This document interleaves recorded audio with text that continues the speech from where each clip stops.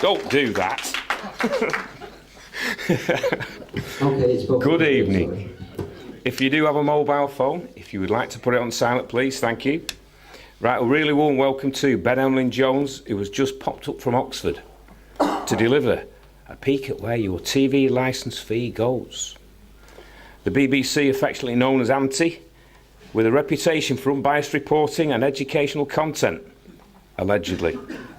The same corporation that insists on using strange symbols and sending out its signals nationwide and then holding out its hand for close up to £150 per year. Tonight, Ben takes a deeper and darker look at the BBC. Please welcome Ben Emlyn-Jones. Thank you very much. It's great to be back here again. This is my fourth visit to New Horizons St Anne's, and every time it's absolutely wonderful. I really enjoy it. And so you guys here, it's really amazing because you could be at home watching television right now. And so you coming here means you prefer to come and see me than sit at home watching television, watching mainstream television from the BBC or any of the so-called independent platforms. So yeah, that's really, really great. It's a shame, obviously it's a shame. I'd rather be like at Blackpool FC Stadium talking to people, but not to worry, you know, you guys, thank you very much for coming. I'm going to talk about the BBC tonight, but I'm going to go off on several tangents because the BBC is more than it first appears to be. And it's related to, as Rob was saying, mind control, about the conquest of the human mind, which is really the conquest of the keep of the fortress and the battle for and against the New World Order. As George Orwell, who worked for the BBC, rightly pointed out in his book 1984, the battleground of the modern world is the human mind. Everything else springs from that. And the BBC is a very, very important part, a very important weapon in the arsenal of those who are opposing us, those who want the New World Order, our enemies. And so we need to know what they're doing, how they do it, so we can counter what they do.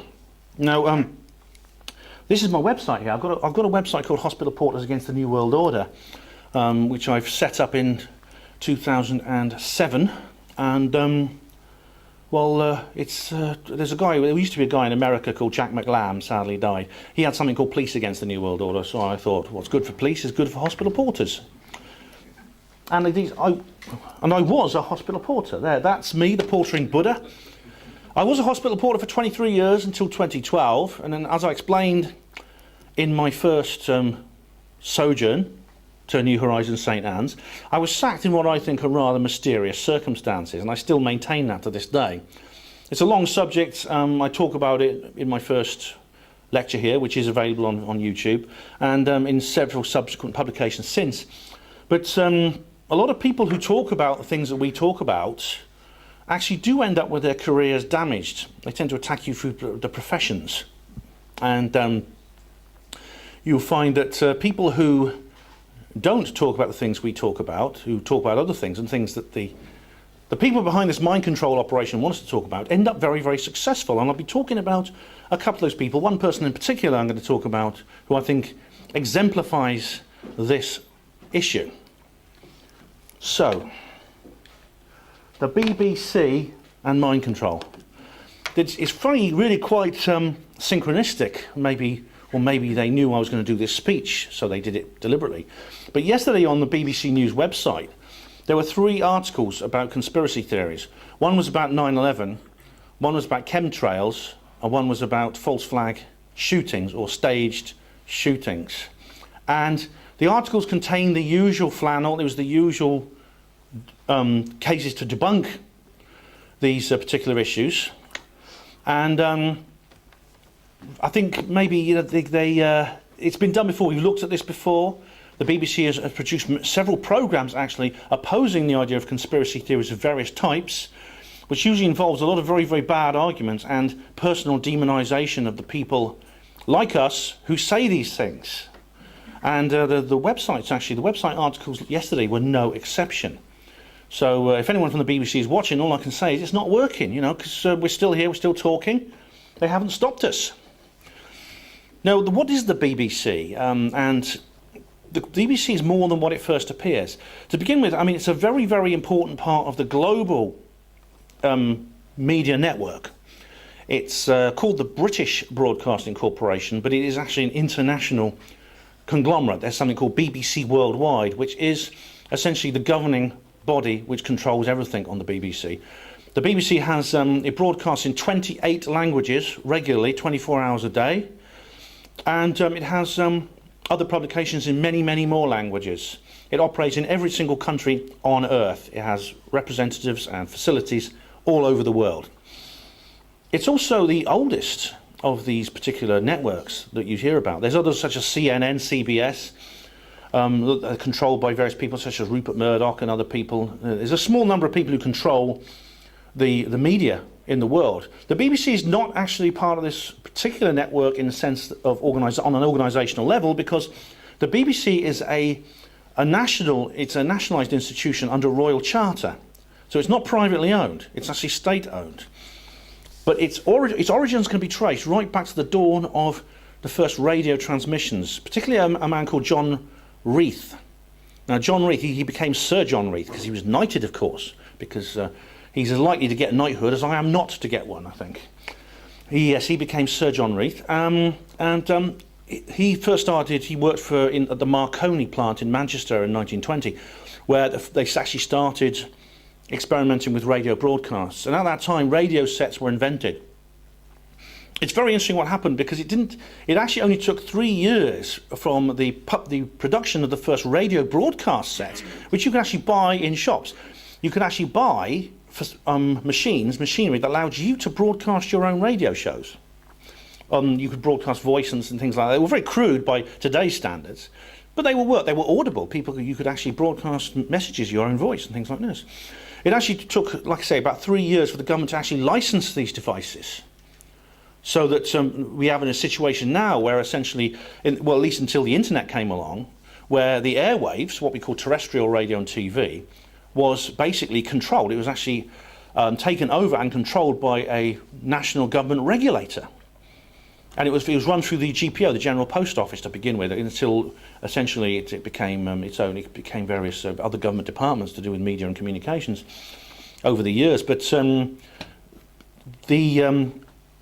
this was a situation really from the invention of the first commercial radio sets right up to the dawn of the internet, when basically you could go online and produce your own radio and TV shows. The number of people and how they broadcast and what they broadcast was very, very tightly controlled indeed.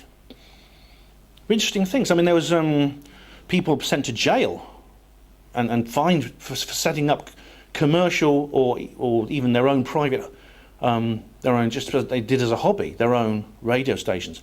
And you had the phenomena of pirate radio. Has Miles Johnston ever spoken here? No. Yeah, but he's an interesting chap, because along with being a ufologist, he was a pioneer of pirate radio in Ireland. And of course the same thing happens over here. We have Radio Caroline, which actually broadcast. It was a pirate radio station. It was unlicensed, and the government couldn't touch it because it broadcast from a ship out at sea. So that's what you had to do in the pre-internet age. Now, the charter for the BBC was awarded in 1923. The first Director General was John Reith, and the BBC started broadcasting from various different places. There were various different transmitters that came online. And their headquarters, the first headquarters was Savoy Hill, which is a Savoy Place in London. And they pretty much the format they have today. It didn't take long for the BBC radio format that you have today to actually come online. For example, news reports were order of the day. There were news bulletins. During the general strike of 1926, the BBC continued and it did hourly news bulletins. And this continued afterwards because the newspapers were all shut down because of the general strike. Now, in 1927, sports coverage began, and the Derby was the 1927 Derby was the horse race, was actually the first live reported radio sports event. Soon after that, there was a rugby match between England and Wales, which became the first ever rugby match to be actually broadcast as well. And I believe Wales won that one, so I hear. And just the following year, which was in 1928, there was a football match broadcast live. Arsenal were playing. I can't remember who they were playing against. Don't know who won that one. So BBC Radio became, within a decade, it had become a very, very widespread medium. And people were buying radio sets, commercial radio sets that you could listen to, not that you could broadcast, but you could listen to, were actually available in the shops. Now, the problem with the BBC, it began as a commercial. It was the British Broadcasting Company, but then it became the British Broadcasting Corporation. It got its royal charter, and it is essentially nationalised.